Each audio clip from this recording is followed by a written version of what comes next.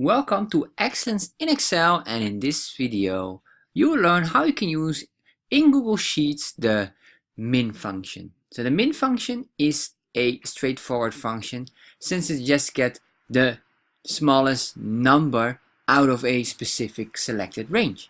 So let me show you exactly what I'm talking about. First of all, let's understand the situation here. Imagine we have a questionnaire where we ask someone the gender and then the age.